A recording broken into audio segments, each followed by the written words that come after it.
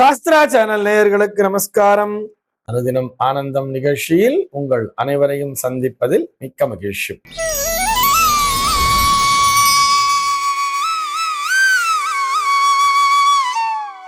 இன்று 7/8/2026 இந்த நாள் குறித்து பஞ்சாங்கம் என்ன சொல்றதுன்னு பார்க்கலாம் வாங்குவோம். இன்றைய தினம் பராபவ வருடம் ஆடி மாதம் 22ஆம் தேதி வெள்ளிக்கிழமை. திதி பார்த்தோம்னா தேய்பிரை நவமி திதி மாலை 4:37 வரைக்கும் இருக்கு.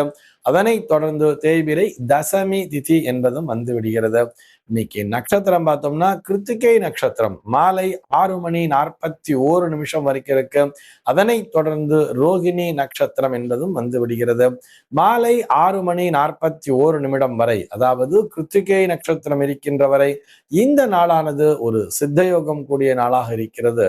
அதனை தொடர்ந்து மரண யோகம் என்பதும் வந்து விடுகிறது.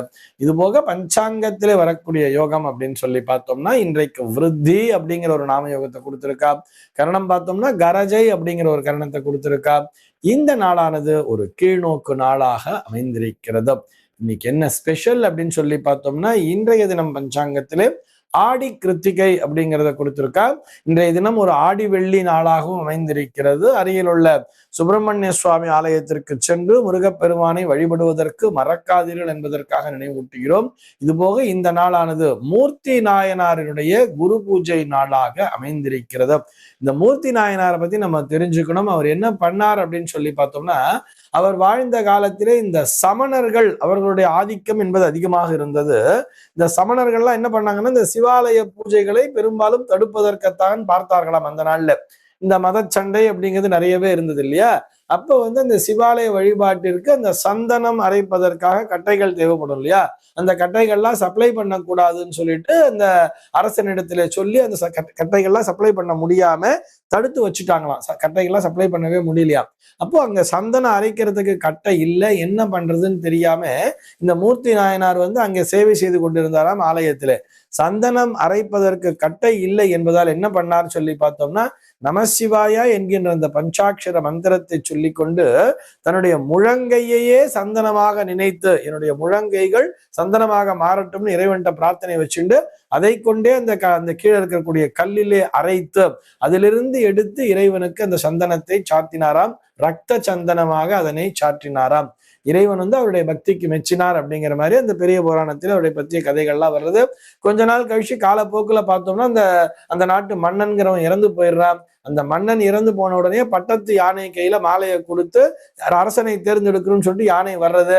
யானை என்ன பண்ணுச்சுன்னு பார்த்தா நேரா இந்த மூர்த்தி நாயனாருடைய கழுத்துல போட்டுடுச்சு. அவரே மறுபடியும் அந்த நாட்டுக்கு அரசனாக போய் அங்க போய் என்ன பண்ணாரு, நிறைய இந்த சிவாலய தொண்டுகள் சிவ தொண்டுகள் எல்லாம் செய்து இந்த நாயன்மார் பதவியை அடைந்தார் அப்படிங்கிற மாதிரி அவருடைய கதையானது சொல்லப்படுகிறது. இந்த நேரத்துல நினைவூட்டுகிறேன். அதாவது நம்ம ஒவ்வொரு நாயனாருடைய குரு பூஜை நாளையும் பார்த்துட்டு தான் வரும். இதுல குறிப்பாக ஒரு சில நாயன்மாருடைய கதைகளை மட்டும் பார்க்கிறோம். இன்றைய தேதியிலேயே இன்னொரு நாயனார், அவருடைய நாள் குரு பூஜையாகவும் இன்றைய தினம் அமைந்திருக்கிறது. அவர் யாருன்னு சொல்லி பார்த்தோம்னா அவருடைய பெயர் புகழ்ச்சோழ நாயனார் அப்படிங்கிறது அவருடைய பெயர். புகழ்ச்சோழ நாயனாரினுடைய குரு பூஜை நாளாகவும் இந்த நாளானது அமைந்திருக்கிறது. இவருடைய கதை பார்த்தோம்னா நமக்கு பேர்லயே தெரியுது, புகழ்ச்சோழன் அப்படிங்கிறது தெரியுது. அப்ப இவர் ஏதோ ஒரு ராஜாவா இருந்திருக்கணும் அப்படிங்கிற மாதிரி நமக்கு தெரிகிறது. இவருடைய காலத்துல பார்த்தோம்னா ஏதோ ஒரு இந்த போர் அப்படிங்கிறது நடந்து இந்த எதிரிகள் அப்படிங்கிறவங்க வீழ்ந்துட்டாங்க. எதிரிகள்லாம் வீழ்ந்த பிற்பாடு இவருடைய அந்த படை தளபதிகள், முக்கியமா அந்த பொறுப்புல இருக்கிறவங்க எல்லாம் இருப்பாங்க இல்லையா, அவங்க எல்லாம் என்ன பண்ணாங்கன்னா இந்த எதிரிகளினுடைய தலைகளை எல்லாம் எடுத்துக்கொண்டு வந்தார்களாம். நம்முடைய மன்னனுடைய காலிலே சமர்ப்பிக்க வேண்டும் சொல்லிட்டு அந்த எதிரிகளுடைய தலைகள்லாம் வரும்பொழுது பார்த்தா அதுல ஒரு தலையில பார்த்தோம்னா சிவ சின்னம் அணிந்தவருடைய தலை இருந்ததாம். அதாவது அவர் நெற்றியில விபூதி எல்லாம் வச்சுட்டு இருக்காரு, பளிச்சுன்னு வச்சுக்கிட்டு இருக்காரு. அந்த எதிரி நாட்டு படை வீரனோ அல்லது ஒரு படை தளபதியோ அந்த மன்னனோ தெரியல, நல்ல சிவ சின்னங்களை அணிந்தவர். அவர் கழுத்துல ருத்ராட்சம் எல்லாம் இருக்கு. அந்த மாதிரி அவரை இவங்க தலையை வெட்டி கொண்டு வந்திருக்காங்க. அந்த இடத்துல பார்த்த உடனேயே இவருக்கு ரொம்ப ஷாக் ஆயிடுத்தாம். அந்த மன்னனுக்கு ஷாக் ஆகி போய், ஆஹா ரொம்ப எவ்வளவு பெரிய அபவாதத்தை பண்ணிட்டோம், இந்த போரின் மூலமாக ஒரு சிவனடியார் இறந்து போயிருக்கிறார் அப்படின்னு சொல்லிட்டு இவரும் தன்னுடைய தலையை வெட்டி கொண்டு தன்னுடைய உயிரை மாய்த்து கொண்டார் அப்படிங்கிற மாதிரி அவருடைய கதையானது வருகிறது.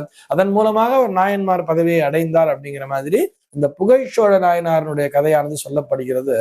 இதெல்லாம் நம்ம இந்த நேரத்துல ஏன் தெரிஞ்சுக்கிறோம்னா, சிவபக்தி என்பது அவசியம் அப்படிங்கிறதுக்காகத்தான். சென்னையை பொறுத்தவரை இன்றைய தினத்தினுடைய சூரிய உதயம் என்பது காலை 5:59 சூரிய அஸ்தமனம் என்பது மாலை 6:30 சம்பவிக்கிறது.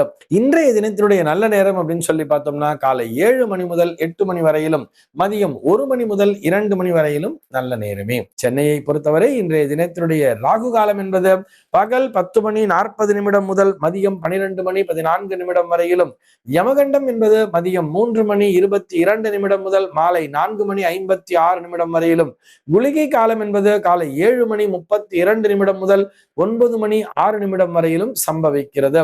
தினாந்தம் பார்த்தோம்னா இன்றைய தினம் இரவு 1:40 கொடுத்திருக்கா. சூலம் பார்த்தோம்னா இன்றைக்கு மேற்கே சூலம் பகல் 10:59 வரையில் அந்த சூல தோஷம் என்பது உண்டு. அதற்குரிய பரிகாரமாக வெள்ளம் தானம் விடுத்து விட்டு மேற்கு திசையை நோக்கி பயணிக்கலாம் அப்படிங்கிறதையும் சொல்லி இருக்கா. இன்றைய தினத்தினுடைய ஆன்மீக தகவலாக நம்ம என்ன பார்க்க போறோம் சொல்லி பார்த்தோம்னா, சுபாஷினி சுரேஷ் அப்படிங்கிற ஒரு நேயர் கேள்வி கேட்டிருக்கார். அவருடைய கேள்வி என்னன்னு சொல்லி பார்த்தோம்னா, எந்த திசையை நோக்கி விளக்கு ஏற்ற வேண்டும் என்பதுதான் அவருடைய கேள்வியாக அமைந்திருக்கிறது. அவர் கீழே இன்னொரு லைனையும் எக்ஸ்ட்ராவா போட்டிருக்காரு. அதாவது, இறைவன் எல்லா இடத்திலும் நீக்கமர நிறைந்திருக்கிறான் எனும் பொழுது, எல்லா இடத்திலையும் சுவாமி இருக்கார், தூணிலும் இருக்கிறார், துரும்பிலும் இருக்கிறார்னு சொல்றேன். அப்படி இருக்கும்பொழுது எந்த திசையை நோக்கி விளக்கேற்றினால் என்ன? தெற்கு திசையை நோக்கி ஏற்றக்கூடாதுங்கிற மாதிரிலாம் நிறைய சொல்லிட்டு இருக்காளே, ஏன் எந்த திசையை நோக்கி விளக்கேற்ற வேண்டும், இதுலதான் ரூல்ஸ் இருக்கா அப்படிங்கிறது தான் அவருடைய கேள்வியாக அமைந்திருக்கிறது. அவர் கேட்பதிலும் நியாயம் என்பது இருக்கத்தான் செய்கிறது. ஆனா இதுல என்ன நம்ம அவருக்கு புரியுற மாதிரி சொல்லணும்னா, தெற்கு திசையை மட்டும் பார்த்து விளக்கினை ஏற்றக்கூடாது. முதல்ல இந்த எந்த திசையை நோக்கி விளக்கேற்ற வேண்டும் அப்படின்னு போறதுக்குள்ள முதல்ல விளக்குக்குன்னு தனியா ஒரு திசை இருக்கா அப்படிங்கிறத யோசிக்கணும். ஒரு விளக்கு ஏற்றி வைக்கிறோம்னு சொன்னா அந்த வெளிச்சமானது சுற்றி எல்லா திசைகளிலும் தானே பரவும். இதெல்லாம் யோசிக்கணும் இல்லையா? நம்ம ஒரு காமாட்சி அம்மன் விளக்கு ஏத்துறோம்னு சொன்னா அந்த காமாட்சி அம்மன் விளக்குலதான் பின்பக்கம் கொஞ்சம் உருவம் மாதிரி கொடுத்துருப்போம். அதாவது பின்னாடி ஒரு தடுப்பு மாதிரி இருக்கும். அதனால பின்னாடிங்கிறது அதனுடைய நிழல் அப்படிங்கிறது தான் விழுமே தவிர பின்பக்கம் அதனுடைய வெளிச்சம் என்பது போகாது. காமாட்சி அம்மன் விளக்குக்கு வேணா நம்ம முகம் இருக்கிறது அப்படின்னு எடுத்துக்கலாம். மற்றபடி எல்லா விளக்குகளும் நம்ம குத்து விளக்குன்னு எடுத்துட்டோம்னா 5 புறமுமே அதற்குரிய முகங்கள் அப்படிங்கிற மாதிரி கூர்ப்பா ஷார்ப்பா வச்சிருப்பா. நம்ம எதை நினைச்சுக்கிறோம்னா அந்த ஷார்ப்பா ஒரு கூர்ப்பான ஒரு முனை இருக்கிறது அல்லவா, அதுதான் முகம் என்பது போல் நினைத்துக் கொள்கிறோம். உதாரணத்திற்கு ஒரு அகல் விளக்குன்னு எடுத்துக்கங்களேன். ஒரு அகல் விளக்குல ஒரு மண்ணாலான ஒரு சின்ன ஒரு ரவுண்டா ஒரு ஷேப்ல ஒண்ணு கொடுத்துருக்கா. அதுல ஒரு முனை மட்டும் கூர்சா கொடுத்துருக்கா. அந்த கூர்ப்பா இருக்கிற இடத்தான் நம்ம முகம்ங்கிற மாதிரி நினைச்சுக்கிறோம். அதிலே நம்ம ஒரு திரிய வச்சு எழுத்தும் பொழுது அதனுடைய வெளிச்சமானது எல்லா திசையையும் நோக்கி 360 டிகிரிலையுமே சுத்தி பரவேண்டுதானே இருக்க.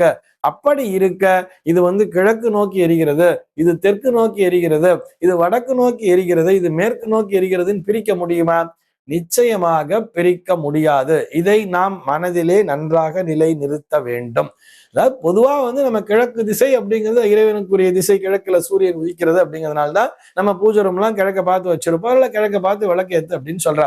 தெற்க பார்த்து ஏன் விளக்கேற்றக்கூடாதுன்னு சொல்றா? தெற்கிலே அது யமதர்மராஜனுடைய திசை, அங்கே முன்னோர்கள் இருக்கிறார்கள் அப்படிங்கிற மாதிரி சொல்லி இருப்பா. ஏன் யமதர்மராஜனுக்கு விளக்கேற்றக்கூடாதா என்ன? என் முன்னோர்களுக்கு நம்ம விளக்கேற்றி வழிபடக்கூடாதா என்ன? தாராளமாக செய்யலாம். ஆனால் என்ன விஷயம் சொன்னா, தேவதா பூஜை என்று வரும் பொழுது தெற்க நோக்கி மட்டும் ஏத்தாதே. நீ எல்லா பக்கம் பஞ்சமுக குத்து விளக்கு இருக்கிறதுன்னு சொன்னா 5 முகங்களையும் போட்டு ஏற்றலாம். அதே மாதிரி ஒரு குருவாயூர் விளக்கு எல்லாம் இருக்குன்னு சொன்னோம்னா அதுக்கெல்லாம் தனியா முகம் என்பதே கிடையாது. நம்ம ஒரு திரி ஏத்தினா கூட எந்த திசையை நோக்கி வேண்டுமானாலும் ஏற்றலாம். அது எல்லா திசைகளிலும் தான் தன்னுடைய வெளிச்சத்தை பரப்ப போகிறது. ஒரு விஷயம் கூடாது, ஒரு விஷயம் வேணும்னு சொல்லியிருக்காருன்னா அதுக்கு பின்னாடி என்ன லாஜிக் இருக்கிறது, அதற்கு பின்னால் என்ன உண்மை இருக்கிறது என்பதை நாம் ஏன், எதற்கு, எப்படிங்கிற ஒரு கொஸ்டினை போட்டு பார்த்தாலே போறோம். நமக்கான மன தெளிவு என்பது கிடைத்துவிடும். இந்த நேயருக்கு நாம் நேரடியாக விடையளிக்க வேண்டும் என்று சொன்னால், நீங்கள் ஒரு முகம் ஏற்றினாலும் அது எல்லா திசையை நோக்கியும் தான் அதனுடைய வெளிச்சம் என்பது பரவப் போகிறது. அதே நேரத்திலே காமாட்சி அம்மன் விளக்கு என்பதை ஏற்றுகிறீர்கள் என்று சொன்னால், வெறுமன ஒரு விளக்கு மட்டும்தான் வீட்டுல ஏத்த போறீங்கன்னு சொன்னா இப்ப தெற்க பார்த்து மட்டும் அதுல மட்டும் ஒரே ஒரு விளக்கு மட்டும் ஏத்தாதீங்க, எல்லா திசைக்கும் போகட்டும்ங்கிற மாதிரி நீங்க அது திருப்பி வச்சு கூட ஏத்தலாம். எப்படி வேண்டுமானாலும், பெரும்பாலும் கிழக்கு திசை ஆனால் எல்லா திசைகளிலுமே இறைவன் இருக்கிறார். நீங்கள் குறிப்பிட்டது போல எல்லா இடத்திலும் இறைவன் நீக்கமர நிறைந்திருப்பதால் நீங்கள் எப்படி வேண்டுமானாலும் ஏற்றலாம். விளக்கினை ஏற்றினாலே போதுமானது.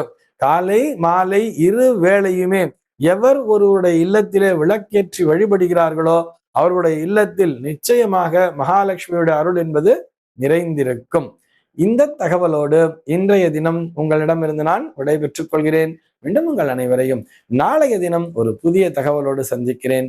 நண்பர்கள் அனைவருக்கும் அனுதினமும் ஆனந்தமாய் அமைய பிரார்த்திக்கிறேன்.